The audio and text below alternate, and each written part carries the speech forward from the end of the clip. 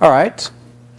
A lot of this material here in the beginning is going to be kind of like talking head, you know, slides, blah, blah, blah, blah, slides, blah, blah, blah, blah. I mean, we're just going to have to kind of plow through this material because we have a lot of definitions and concepts to get through. Now, we kind of rushed through at the end last time, so I want to make sure that everybody understands what we did last time. First of all, what does it mean for an instruction to be atomic? It cannot be split into any smaller parts. Yes, and it cannot be split into any smaller parts, and in particular, the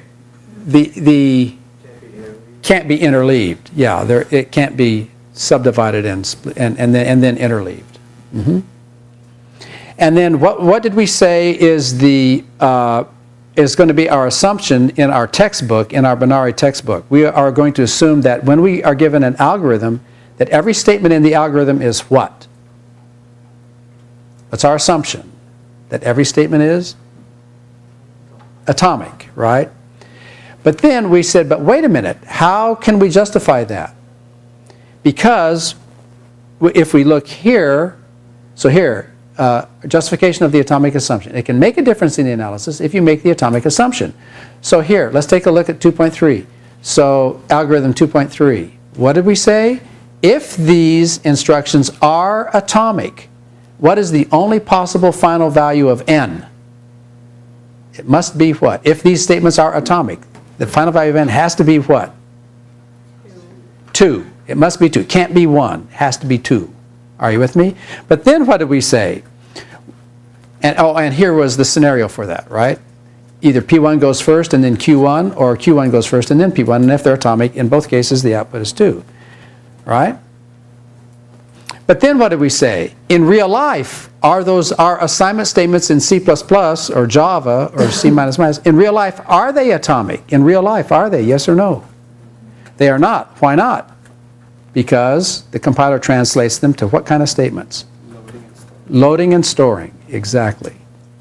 And so we said, aha, in algorithm 2.6, this is what could happen in the computer. The way you do the first assignment is you load register R1 with the value of n, then you add 1 to R1, and then you store register R1 to n. Yeah? And same thing for Q. And then, here's a picture of the register machine, and the load goes from memory to the register in the CPU, and the store goes from the register in the CPU to memory. And then we said, here is a scenario in which if the first load executes, and then if the load for P executes, and then the load of Q executes, and then the add of P executes, and then the add of Q executes, and then the store of P executes, and then the store of Q executes, lo and behold, the final value is what? 1. So we said, in real life, it could be 1. So how can we justify? So what was our justification? So how is it that we can, why? So why can we make this? We know it's not true, but why can we assume it's true? Because why? The code is modeled so that it does work with the temp getting the load. Yes, that is precisely exactly right. What we're going to do with our algorithms is we are going to write them with these temp variables that will mimic or model what would happen in real life with the loads and the stores. Are we good? So even though the results are different depending on whether we make the atomic assumption, we can still model the non-atomic assumption with atomic assignment statements. And the example that we gave of that is this. So here was our algorithm 2.4. And in algorithm 2.4, we are saying P1, temp gets n, and then P2, n gets temp plus 1. So when we say temp gets n, that's modeling the load. And then when we say n gets temp plus 1, that's modeling the what?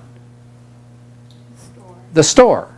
Are you with me? So now we can interleave, instead of interleaving the loads and the stores in assembly language or machine language, we are interleaving the temp gets n and the n gets temp plus 1.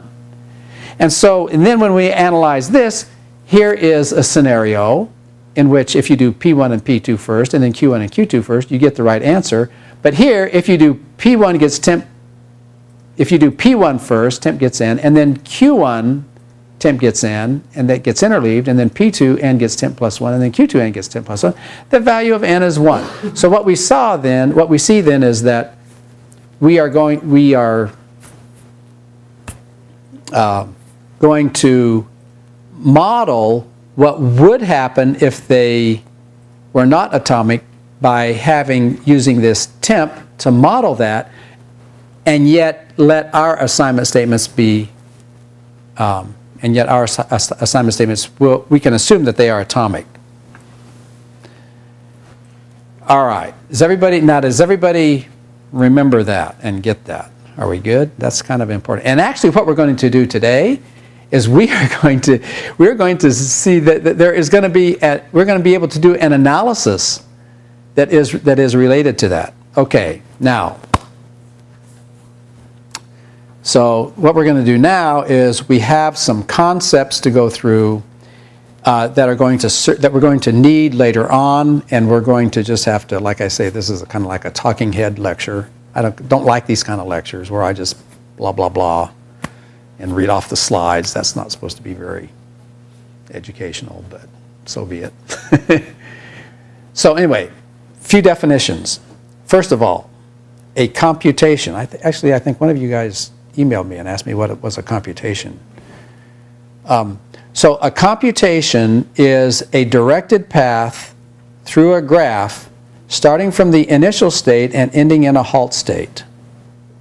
All right? So actually, I think we had a graph before that illustrates this. Let's go back to this slide 2.6, which is from a figure in our book. This was the one where we have a P and a Q, process P and process Q executing concurrently. And so an example of a computation in this case would be starting here at the start state and then ending here in this halt state at the right. So in other words, having the possibility of P1 or Q1 executing first, and then if we take the branch to the right, which one executed? P1 or Q1? If we take the branch to the right, which one executed? Q1 executed, right? Are we good? And then P1 executes. So that is an example of a computation. Is everybody with me on that?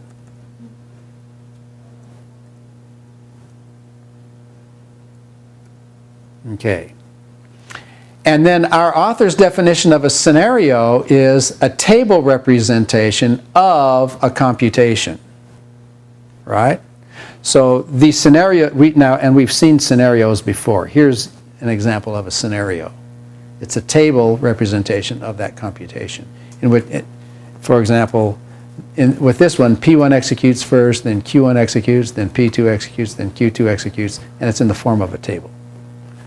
So notice he calls this an incorrect scenario for assignment statements. So according to our author, a scenario is just a computation written in table form. Is everybody good? Okay, now, so now here is the thing about analyzing programs that are concurrent. How do you do the analysis? First of all, you specify which statements are atomic, right? Once you've specified which statements are atomic, then you have to go, what you have to prove, to do the analysis is, or what you want to know is, given any arbitrary interleaving, is it correct in all possible cases? You see what is everybody with me on that? So that's the question. Is the algorithm correct for all possible interleavings? Now you just think about that for a minute. Let's just think about that. How hard do you think that would be? What's one way to do the analysis? What's the brute force way to do the analysis? Check each and every what? Possible interleaving. Can you imagine? I mean, here, these were just simple little loops or whatever. By the way, were you able to figure out a scenario that was where the final value was 10? Were you able to get that? Yeah. Well, something like that, yeah. There's several different ways to do it. Yeah, I think there's a couple. I mean, like if you did like P3 and Q3 as opposed to Q3 and P3. Then it would be the same. Yeah. So there's many different ways to do it. But can you imagine how many different interleavings there would be, and then to prove, if the algorithm is correct? So you can see that it would be extremely tedious. Fortunately, there's software that can help you do this. And in fact, there's this one software. I think I have an article on the web page. In fact, I'm sure I do. It's about spin. And so there are tools. There are automated. This has been automated.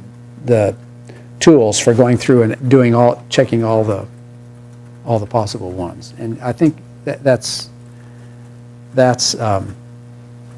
there are ways to automate that, even though it would be difficult to do it by hand. Computers can help you do that. Okay, so the first thing there's always two things that we always do with algorithm design. First, we have to ensure that the algorithm is correct. Second, we want to make it as efficient as possible. But obviously, which one is the most important? Correctness. Correctness is the most important. What good does it do to have a fast algorithm if it gives you incorrect results, right? So correctness is the numero uno, and then performance has to come later, but it still has to come, All right, and here's the point. Correctness really must be proved because exhaustive testing is difficult, if not impossible. All right? And here is what we are up against. What we are up against is that many concurrent algorithms are designed to be non-terminating. Now let's think about how we have proved correctness. We've actually proven some program correctness in this course before, didn't we? In Scheme, didn't we prove that this function, returns this mathematical result? And we remember how we did those proofs of correctness? And anytime you prove what's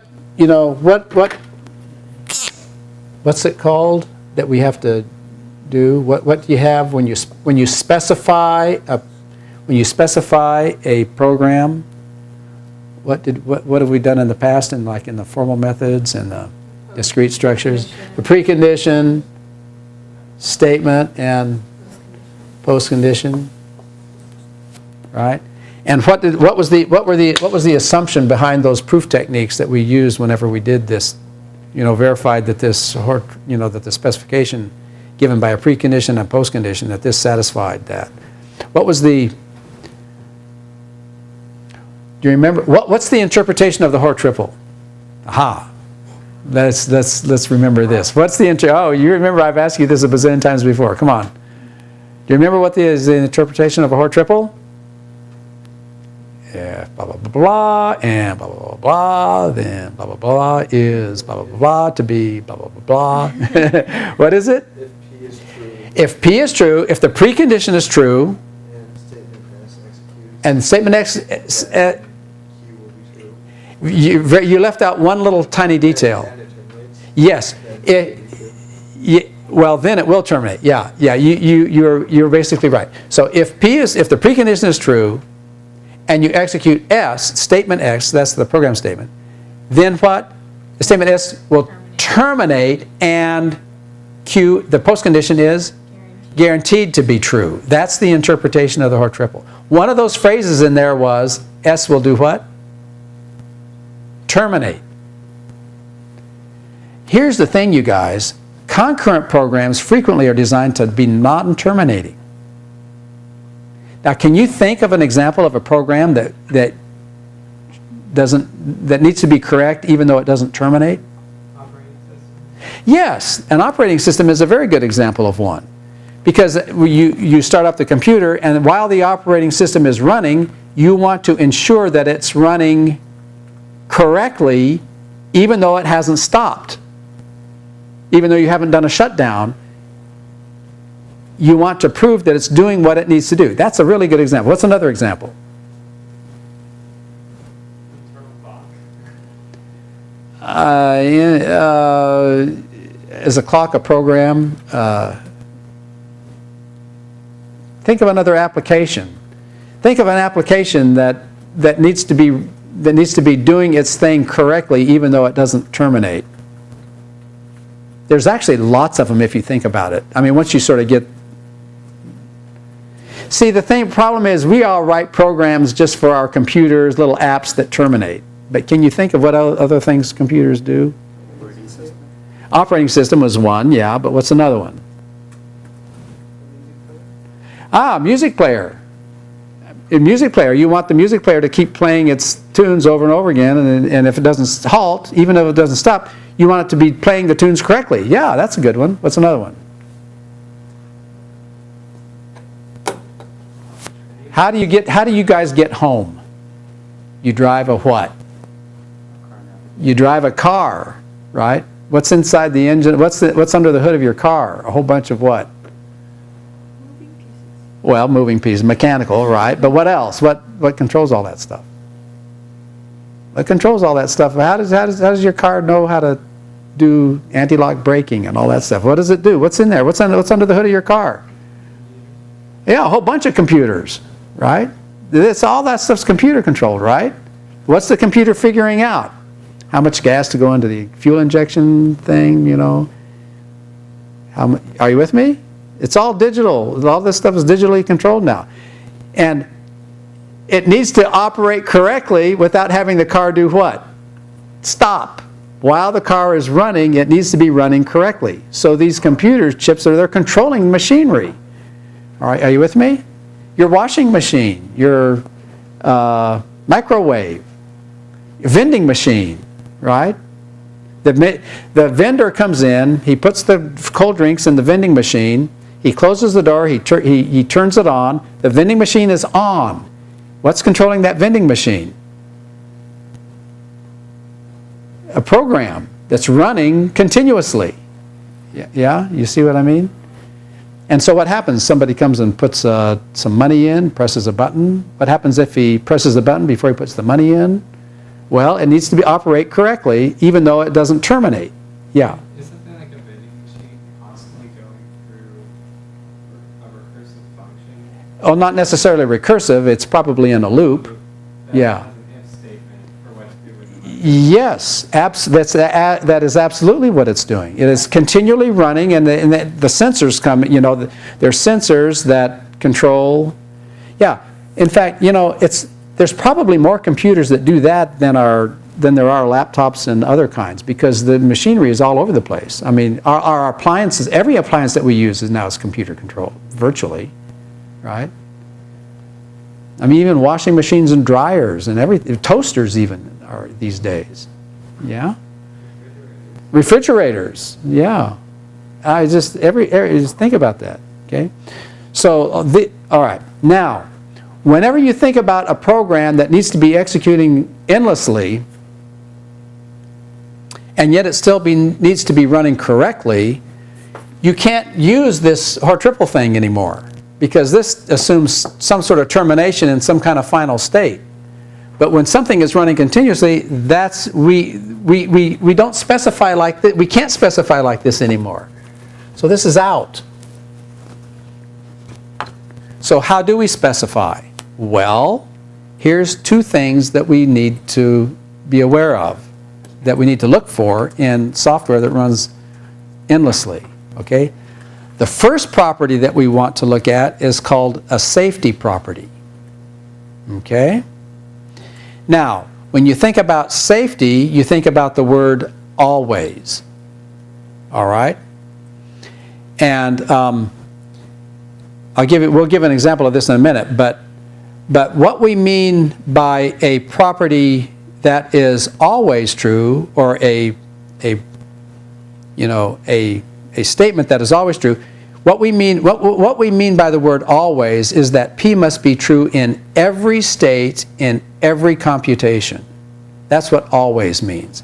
That means that as the software is executing, at every single state, this property is always true at every state. That's what the word always means. Are you with me? Now that's on one side of the coin. On the other side of the coin is a property called liveness. All right? Now the word that we associate with liveness is eventually. So always is associated with safety, eventually is associated with liveness. Now here's what liveness means. Eventually means that in every computation, now what's a computation? It's one particular interleaving. Okay, so in every computation, there is some state in which P is true. All right? In every computation, there is some state in which P is true. That's what we mean by eventually. So, does this look familiar from our predicate calculus? Always sounds a little bit like what? Always sounds a little bit like what in predicate calculus? For all, so that's universal quantification. And eventually sounds a little bit like what? There exists sometime, yeah. And in fact, they are related, okay? And now, and in the same way that in our predicate calculus, we learned, do you remember the generalized De Morgan laws? Remember those? Please say yes. I think you did. I bet you did. I bet you did. Deep inside somewhere, you can pull out the generalized De Morgan. Okay.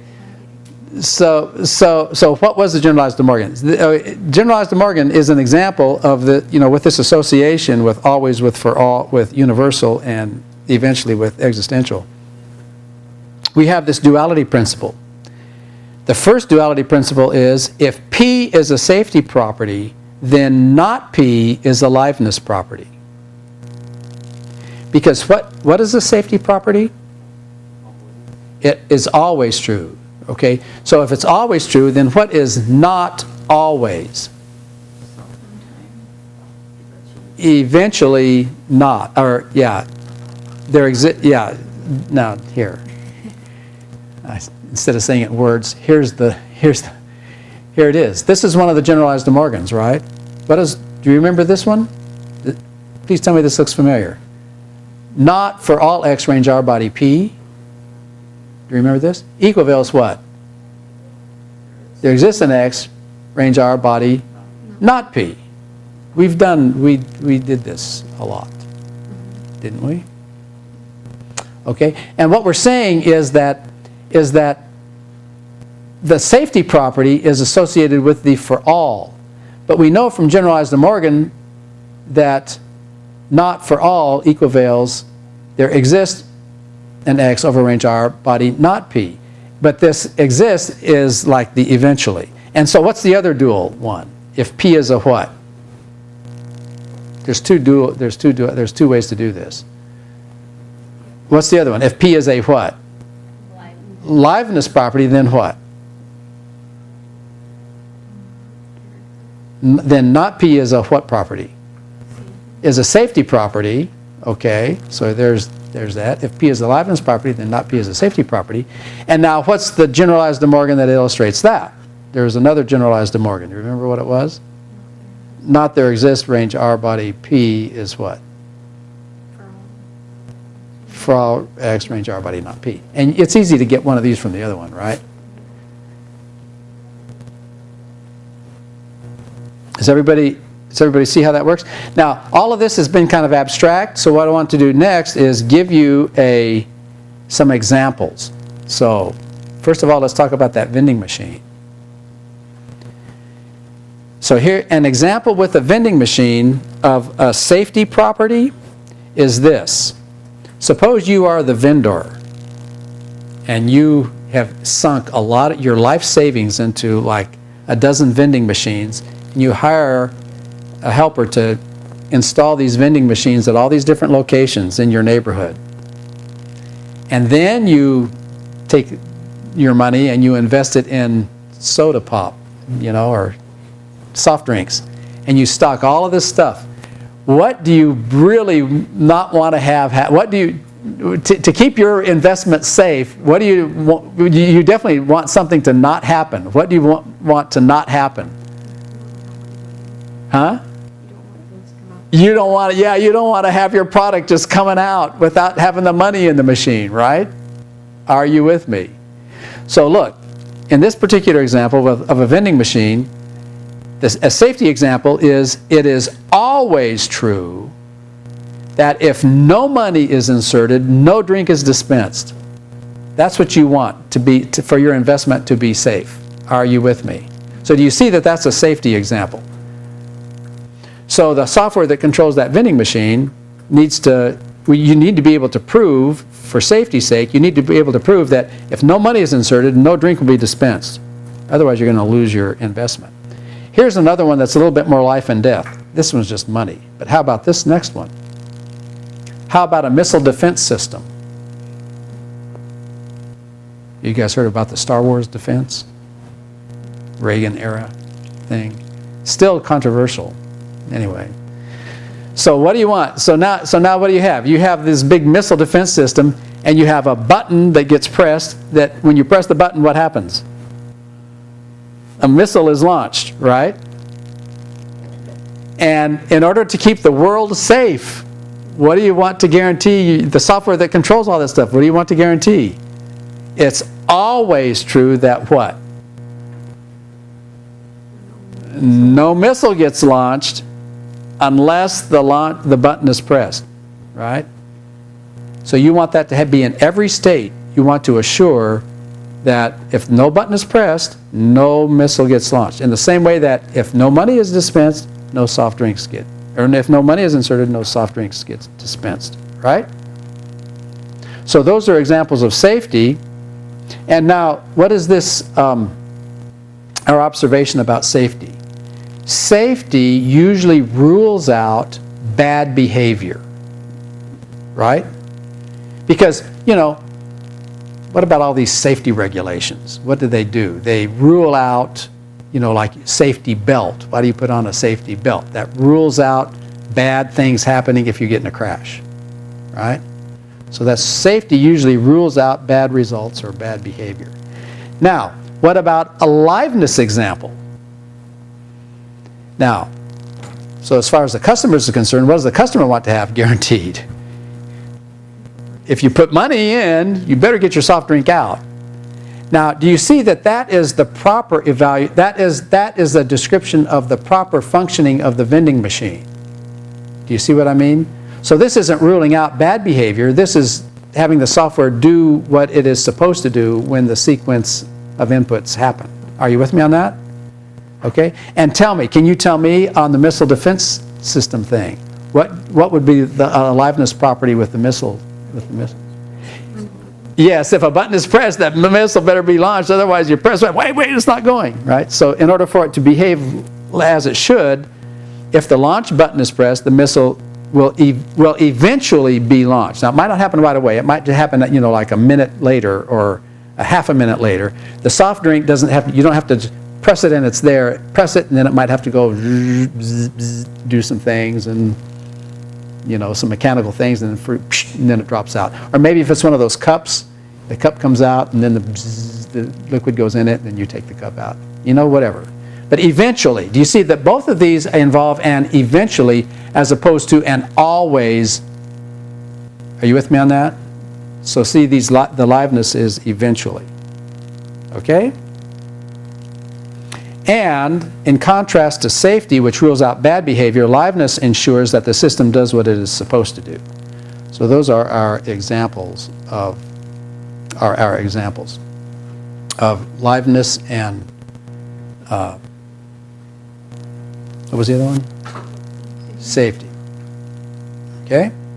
And what we'll do is we will see examples of these. We're just setting up these definitions for now, and we will see we will see examples of them whenever we actually look at some specific algorithms.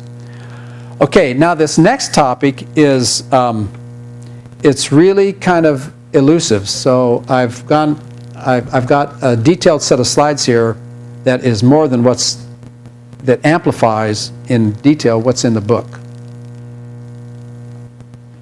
And so the next thing that we need to learn is this particular definition. And the definition, the term that we want to define is called weakly fair. Yeah? Weakly fair. And first of all, can you tell by reading this definition, what does weakly fair apply to? What thing can be weakly fair? Yes, a scenario. Now, what is a scenario?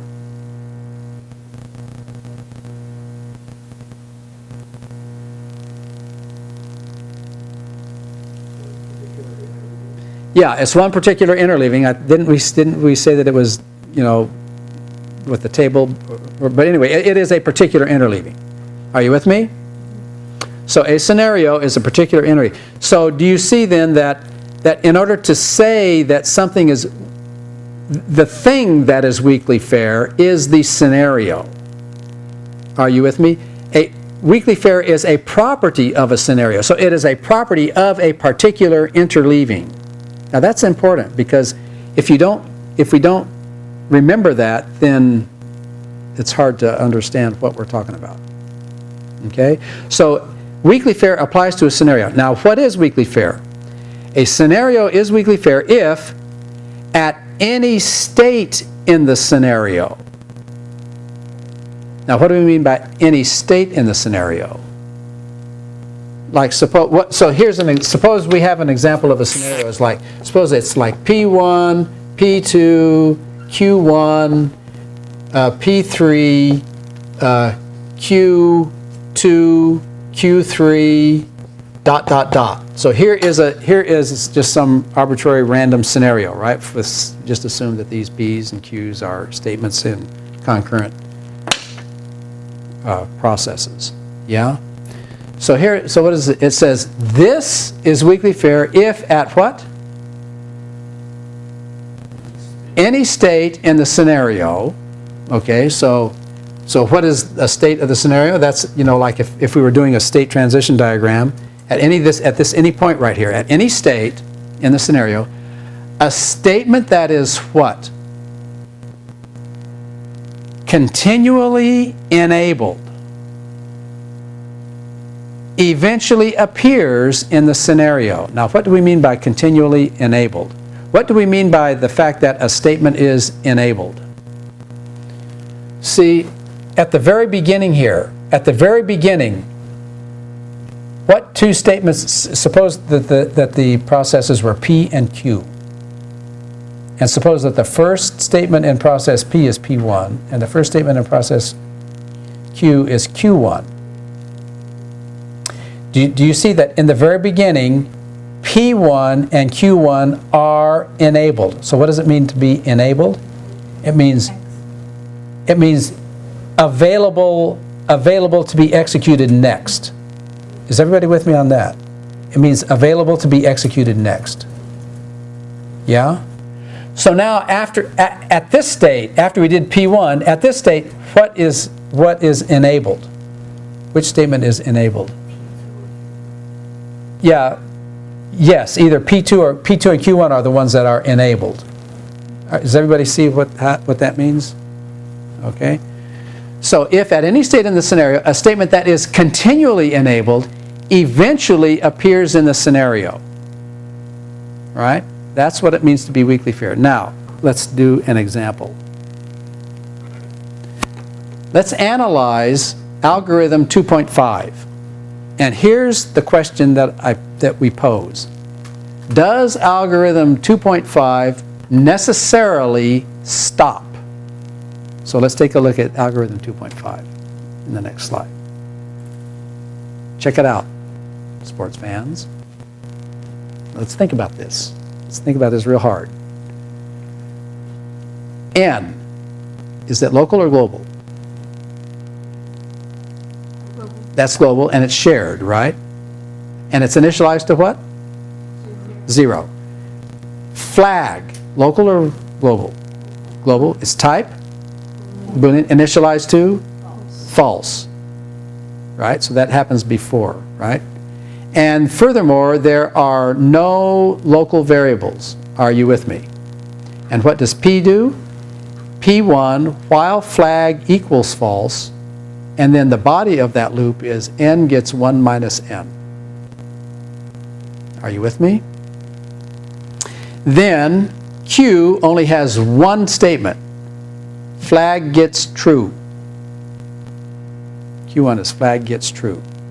Okay, so the question is, will this algorithm necessarily stop? So this is kind of like, can we analyze this to determine, this is kind of like the halting problem, huh? Can we, but it's for this particular program. Will this program necessarily stop? And the answer is either yes or no. Does anyone want to venture analyze this? And see, the question is, does algorithm 2.5 necessarily stop? Does it necessarily stop? What do you think? Does Q have to take place in the Well, what do we know? What do we know? Okay, what assumption do we make in concurrent processing that we don't know ahead of time which one is going to be chosen? Are you with me? So, yeah, what do you think? If we don't know, then would it be fair to say that it's possible for Q to execute at some point? It would be correct to say that Q1 can execute at some point, but that's not what the question was. The question is necessarily. Let's go back and take a look at, and let's read the question again. Does algorithm 2.5, next slide, necessarily stop? Necessarily stop. Does it necessarily stop? I think now we're getting a consensus. Everybody seems to say no. Now, why is it no? You are right. It won't necessarily stop because we have no way, with no constraint on how the things are chosen, what could happen, what would be the scenario, what would be a scenario in which it would not stop? Well, but tell me what the scenario is. Tell me what to write down for the scenario. What would it be? Yes, P1, P2, P1, P2, P1, P2, dot, dot, dot, right? Could do this. Are you with me? Does everybody see that it could do that? And therefore, it will not necessarily stop. So let's see if we were right about that. Answer, no. There is a scenario for which it will never stop, for which it never stops. And here it is. P1, P2, P1, P2, P1, P2, P1. Are you with me? That's one for which it never stops. Now I have another question for you, you guys. Is this a scenario? Now, what was the definition that we just heard? Is the scenario what? What am I going to ask about this scenario? Is this scenario what? No. What did we do? We just defined something for scenarios that a scenario could have. Is this weekly fair? Are you with me? See, Q is so, and how do we know if it's weekly fair or not?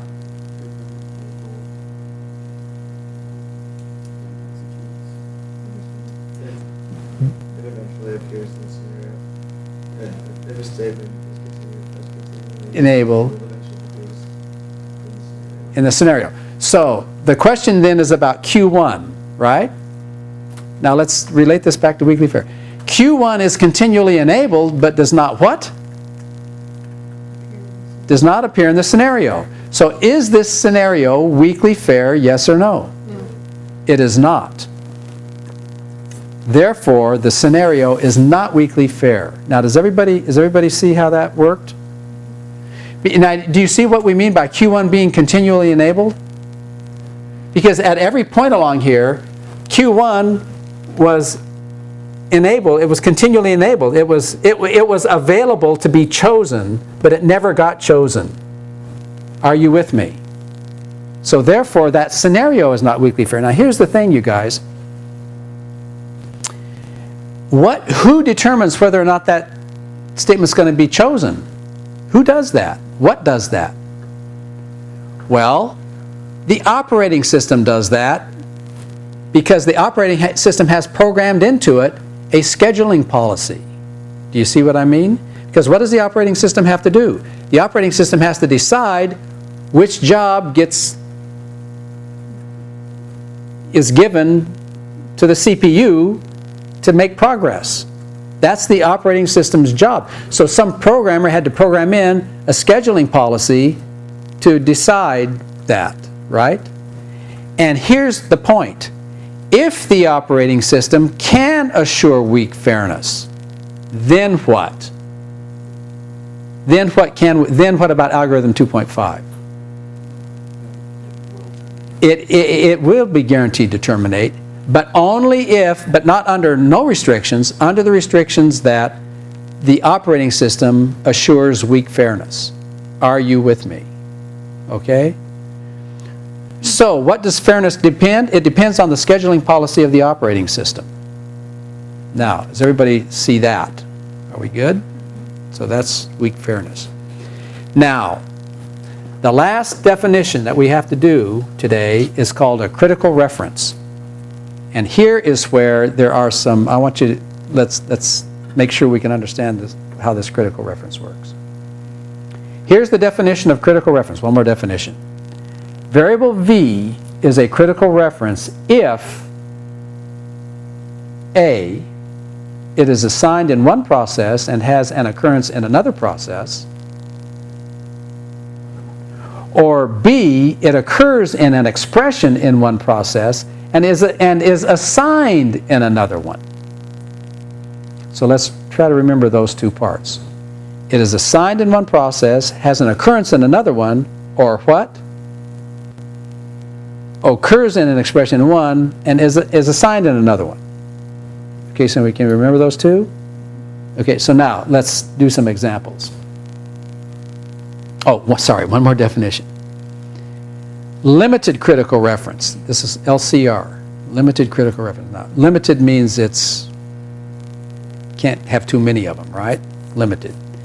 So a program satisfies limited critical reference if each statement contains at most one critical reference. So are you with me on that? Each statement, individual statement, has to contain at most one. That means it can contain how many? Either what or what? Either 0 or 1. Are you with me? Is everybody good? Now what we're going to do is let's take these two definitions and let's see if we can apply them to these examples. So here is algorithm 2.3. All right? Now, what we have here in this slide is I'm asking about this n in P1. My first question to you is this n a critical reference, yes or no?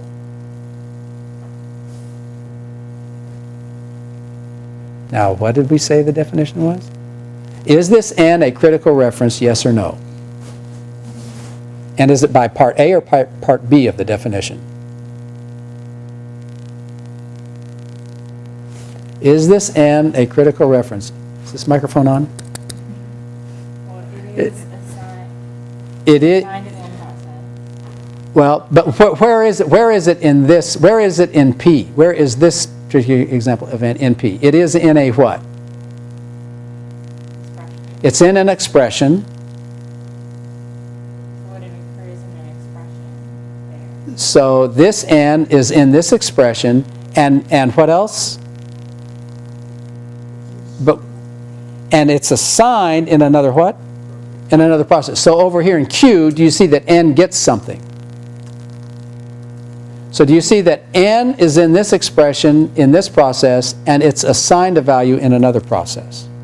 So do you see that by part B, so what's our conclusion for part B? Is this a critical reference? Yes. So does everybody see that? That is a critical reference. Now, does everybody see why? Are you with me on that? It's because it's in an expression here and it's assigned over here. Now, what about this occurrence of n? Is this occurrence of n a critical reference? And you are right, it is. But which part of the definition? Because it is what? It's assigned in this one, but it does what? It occurs in an expression in another one. Are you with me? So is this n a critical reference, yes or no? Yes. What's the difference between A and B? Well, it's because here it's in this expression and it's assigned over here. Here it's assigned here and it's an expression over there. Well, yeah, I mean, yeah. Because we are analyzing this part of it. I mean, you see what I'm saying? We are analyzing the references in this statement. Okay. And so, you see what I mean? So in this statement, it's an expression here and it's assigned over there. Here it's assigned here. It's not really looking at the algorithm as a whole. No, it's not looking at the algorithm as a whole. It's just looking at them together, but then it's analyzing the references in a particular statement. So you see why there's two parts to it. Okay, good. And now my question is, what did we say the definition of limited critical reference was? So does this satisfy limited critical reference? Conclusion: algorithm 2.3 does not satisfy LCR. Are you with me? Now let's take a look at this algorithm 2.4 with this temp thing. Now watch this. Now, remember we had that little unfortunate fact that this temp is different from this temp. Those are two different temps. So let's keep that in mind. Okay. So now what about this temp right here? Is this temp a critical reference, yes or no? Why is that a critical reference? Because it's what? It occurs an expression here, and what? Is it? Wait. Is it? I thought that was a different temp. Yeah. So it doesn't occur in the other process at all? It actually doesn't. So is this a critical reference, yes or no? So this is not a critical reference because temp in Q is a different temp. Are you with me on that? Is everybody clear? What about this N in this statement? What about this N in this statement over here? In P2, same statement, P2. What about this N? Is that a critical reference? Is this N a critical reference? This N right here. And why is that? You are right, it is a critical reference. Why is that? Yeah, it's being assigned here and it occurs on the other side, okay? So this one is a critical reference, all right? How many critical references do we have in this statement? 1. What about this N in P1? Is that a critical reference? That is a critical reference. And how about this temp in P1? Is that a critical reference? No. So now with this algorithm, what do we conclude? This algorithm does what? Satisfies limited critical LCR. Now, does everybody see how we analyze that to satisfy LCR? Now, why is LCR important? I leave you with this. This is really this is the cat's meow. Look at this. Now that we know how to see what limited critical reference is, and we can identify whether a concurrent algorithm satisfies limited critical reference, check this out. If an algorithm satisfies LCR, you can prove this. If an algorithm satisfies LCR, it behaves the same regardless of whether its statements are what? Are atomic. Do you realize what that means? That means if we go back here to example 2.4, it doesn't matter if you do load, add, store, load, add, store, load, store, load, store, and all those things get all interleaved. It doesn't. You can prove that interleaving at that lower level of abstraction will not change the effects at all. Do you see what I mean? So we don't even have to. I mean, if you write your algorithm like this, the atomic assumption is definitely is definitely holds, right? In terms of the correctness of the algorithm. See? So then you do not need to modify your algorithm with temp to mimic the lower level. Of course, what we have here is we already have the temps, you know, but we don't need like another temp to do it at a lower level. You see what I mean? We don't need it. So this tells us whether if we model our algorithm with the temp and we find that it satisfies the limited critical reference, we don't have to do any other extra modeling with throwing extra temps in there, right? Is everybody with me on that? That's quite something, I think. Good. All right. See you next time.